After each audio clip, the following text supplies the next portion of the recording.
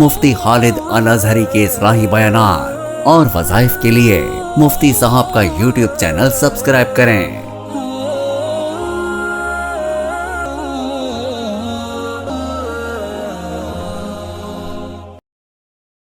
نحمده ونصلي ونسلم على رسوله الكريم اما بعد فاعوذ باللہ من الشیطان الرجیم بسم اللہ الرحمن الرحیم۔ معزز ناظرین کرام، السلام علیکم ورحمۃ اللہ وبرکاتہ۔ اللہ تبارک و تعالی نے اپنے کلام میں بہت زیادہ برکت رکھی ہے، اور برکت کیوں نہ ہو، وہ کلام کس عظیم ذات کا ہے۔ اللہ تبارک و تعالی کی جتنی عظمت ہے، اللہ تبارک و تعالیٰ کے کلام کی بھی اسی طرح برکات ہیں، اس میں رحمتیں ہیں۔ اس کے اندر اللہ تبارک و تعالیٰ نے دنیا جہان کے تمام خزانوں کا علم رکھا ہوا ہے۔ اللہ تبارک و تعالیٰ نے قرآن کریم کی ہر سورت کی اپنی برکات رکھی ہیں۔ آج آپ حضرات کی نظر ایک تحفے کی صورت میں پانچوں نمازوں کے بعد 5 سورتوں کے بارے میں بتانا چاہوں گا۔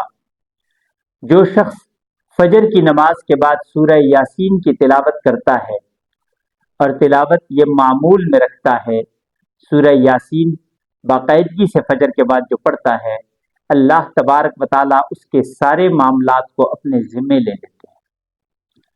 پھر سارا دن وہ جو کچھ بھی کرتا ہے، اس کے سارے معاملات کا ضامن اللہ ہوتا ہے، اس کے کام اللہ کے سپرد ہوتے ہیں، اور اللہ تبارک و تعالیٰ اس کے سارے کاموں کو سیدھے کرتے چلے جاتے ہیں، اور وہ جس کام میں بھی ہاتھ ڈالتا ہے وہ اس کے لیے برکت کا ذریعہ بن جاتا ہے، خوشیوں کا ذریعہ بن جاتا ہے، آسانی کا ذریعہ بن جاتا ہے۔ اسی طریقے سے جو شخص ظہر کی نماز کے بعد سورہ فتح کی تلاوت کرتا ہے، اللہ تبارک و تعالیٰ اس سورت کی برکت سے اس شخص کو موت سے پہلے پہلے ضرور حج اور عمرے کی سعادت نصیب کرتے ہیں۔ آزمایا ہوا آزمودہ عمل ہے۔ جو شخص باقاعدگی سے سورہ فتح کی تلاوت ظہر کی نماز کے بعد کرے، اللہ تبارک و تعالیٰ اس سے راضی بھی ہوتے ہیں، اسے اپنے گھر کا دیدار ضرور نصیب کرتے ہیں۔ اس وقت تک اس کی موت واقع نہیں ہوتی جب تک اللہ اسے اپنے گھر کا دیدار نہ کرا دے۔ اور یہ مجرب عمل ہے، بے شمار لوگوں نے یہ عمل کیا ہے، اور اس عمل کی بدولت اللہ کے گھر کا دیدار کر چکے ہیں، چاہے وہ حج کے لیے ہو، عمرے کے لیے ہو۔ اللہ ایسے اسباب بنا دیتے ہیں، اور یہ تو ہمارا عقیدہ اور ایمان ہے کہ حج و عمرہ دولت کے ساتھ نہیں، قبولیت کے ساتھ ہوتا ہے۔ اللہ کی طرف سے جس کے لیے بلاوا ہوتا ہے وہی وہاں جا سکتا ہے۔ تو جو شخص باقاعدگی سے سورہ فتح ایک مرتبہ ظہر کے بعد پڑھتا ہے، اللہ اسے اپنے گھر کا دیدار حج یا عمرے کے لیے ضرور نصیب کرتے ہیں۔ عصر کے بعد جو شخص سورہ نبا، جو کہ عم یتساءلون ہے، 30ویں پارے کی پہلی سورہ مبارکہ ہے، جو اپنی عادت بنا لیتا ہے عصر کے بعد پڑھنے کی، اللہ تبارک و تعالیٰ قیامت کی ہولناکیوں سے اس کی حفاظت فرما دیتے ہیں۔ قیامت کا دن کتنا خوفناک اور ہولناک دن ہوگا، لیکن سورہ نبا پڑھنے والا جس نے عصر کے بعد سورہ نبا کا معمول رکھا ہوگا، وہ پرسکون ہوگا اور ان ہولناکیوں سے امن میں ہوگا۔ اللہ تبارک و تعالیٰ ہر مسلمان کو قیامت کی ہولناکی سے بچائے۔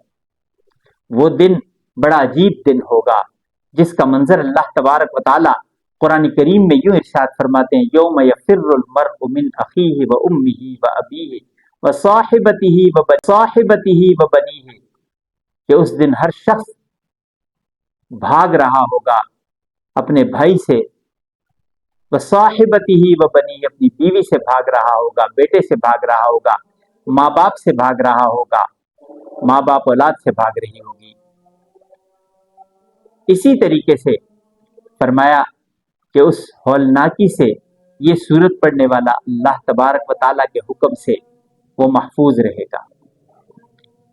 مغرب کے بعد جو شخص باقاعدگی سے سورہ واقعہ کی تلاوت کرے گا، اللہ تبارک و تعالیٰ اسے رزق کے معاملے میں کسی کا محتاج نہیں کریں گے، اور رزق میں اللہ تبارک و تعالیٰ برکت ڈال دیں گے، اس کے رزق میں اللہ تبارک و تعالیٰ فراوانی ڈال دیں گے۔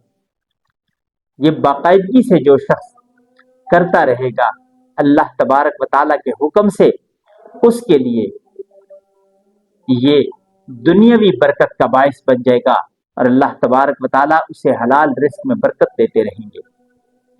اور عشاء کی نماز کے بعد جو شخص سورہ مزمل پڑھے گا باقاعدگی سے، جو شخص مغرب عشاء کے بعد سورہ مزمل کی تلاوت کرے گا، اللہ تبارک و تعالیٰ، اور بعض روایات میں آتا ہے کہ سورہ ملک کی تلاوت، جو ان دونوں کی تلاوت کرے گا، سورہ مزمل اور سورہ ملک کی، اللہ تبارک و تعالیٰ اس شخص کو قبر کے عذاب سے بچائیں گے، اور اللہ تبارک و تعالیٰ اسے دنیا میں سکون دیں گے۔ عشاء کے بعد دو صورتیں، سورہ مزمل اور اس کے ساتھ ساتھ سورہ ملک، یہ دونوں صورتیں پڑھنے والا وہ قبر کے عذاب سے بھی محفوظ رہے گا، اور اس کے ساتھ ساتھ دنیا میں وہ سکون کی زندگی گزارے گا۔ تو اللہ تبارک و تعالی ہم سب کو اس کی توفیق نصیب فرمائے کہ ہم اسی ترتیب سے ہر نماز کے بعد یہ صورتیں پڑھتے رہیں، اور اس کے علاوہ قرآن کریم کی ہر صورت کے پڑھنے کی اللہ تبارک و تعالی ہمیں توفیق نصیب فرمائے۔ قرآن کریم کا ہم پہ حق ہے، وہ حق یہ ہے کہ سال میں کم از کم ایک مرتبہ پورا قرآن کریم ختم کیا جائے، روز کا معمول بنا لیا جائے۔ ایک پارہ جو شخص روز پڑھے گا، مہینے میں ایک قرآن کریم کا ختم ہو جائے گا، اور سال میں 12 قرآن کریم پڑھنے کی اسے توفیق مل جائے گی۔ تو اس رب عظیم سے یہ دعا ہے کہ اللہ تبارک و تعالی ہمیں اپنے کلام سے جوڑے رکھے، کلام پڑھنے کی بھی اللہ توفیق نصیب فرمائے، کلام سمجھنے کی بھی اللہ توفیق نصیب فرمائے۔ ہمیں یہ پتہ ہو کہ ہم سے ہمارا رب کیا مطالبہ کر رہا ہے، کیا حکم دے رہا ہے، کس چیز کا اللہ کی طرف سے تقاضا ہے، ہم نے کیا کرنا ہے، ہم نے اپنی زندگی کو کیسے گزارنا ہے۔ یہ سارے کا سارا علم اللہ نے قرآن کریم میں ہمیں دے دیا۔ اللہ تبارک و تعالی ہم سب پہ اپنا خاص فضل فرمائے، آمین۔ زندگی باقی، ملاقات باقی، وآخر دعوانا ان الحمد للہ رب العالمین۔